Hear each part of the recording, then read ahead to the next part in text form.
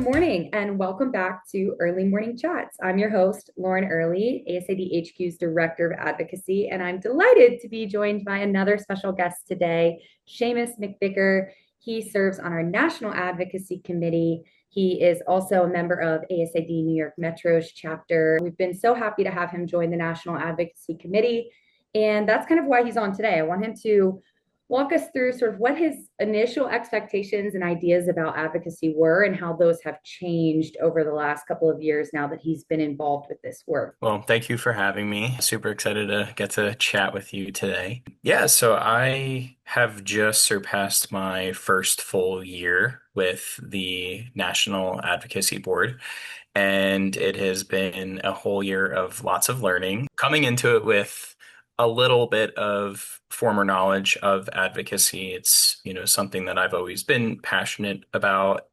I was a student advocate during the accreditation process at my university many years ago. So had a broad understanding of what this entails. And now being a working professional for almost a decade on top of my year with ASID, I've definitely learned a lot more. It is quite a process, but also I'd say, having the resources of ASID and our consortium, it definitely makes it more manageable. The waters aren't always so muddy, and huge shout out to you for doing a lot of that nitty-gritty back of house work to ensure that things are clear and understandable for all of us working professionals. I'd say one of the big things that I have taken away from my last year with the committee has been how quickly things can change, Hmm. and state to state it varies so much. And most of us with that broad understanding of advocacy and licensure throughout each state, there's different ways that the state governments approach licensure rights with interior design.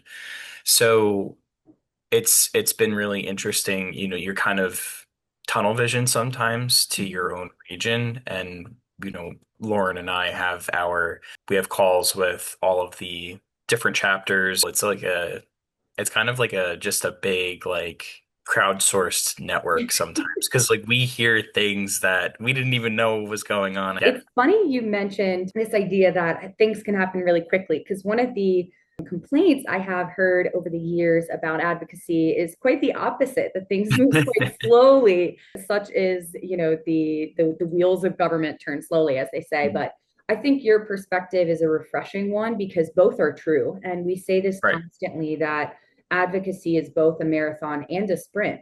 And, I am part of a larger team always, but we have to be strategic in the moments in which we pace ourselves and bunker down for a marathon, a long distance, a long fight.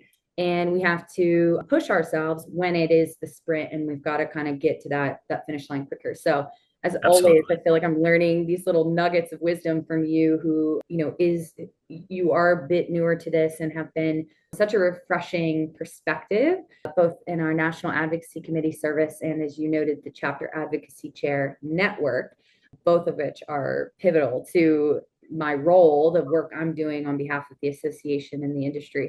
One of the examples that came to mind, again, what I said earlier about kind of being tunnel vision to your own region was, Yeah. I am part of the New York Metro group, but I live in Jersey City, so I'm technically a New Jersey resident. So I'm always kind of keeping tabs on Yeah. what's going on in the tri-state area.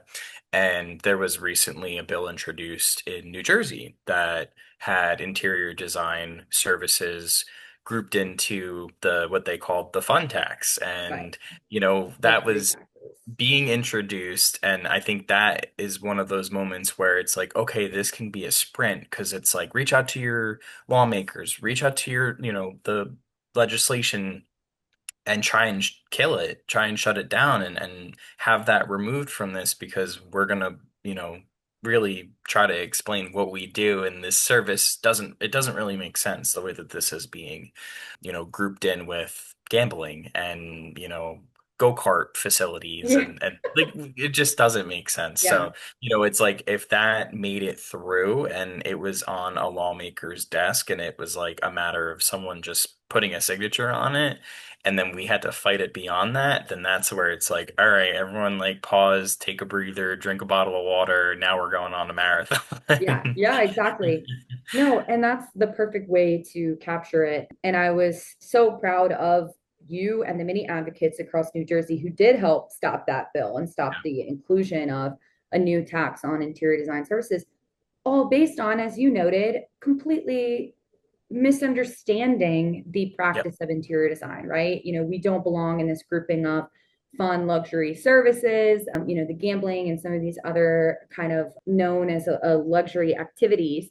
And part of that is a reminder of this work that is advocacy, which is constantly educating the public, which includes sometimes your clients, people from the built environment, from the Mhm. industry, from the design and construction world on what exactly your expertise is and your knowledge and why maybe belong in a Yep. certain box and not another, Hmm. and when those, I guess, categories, the boxes may even apply.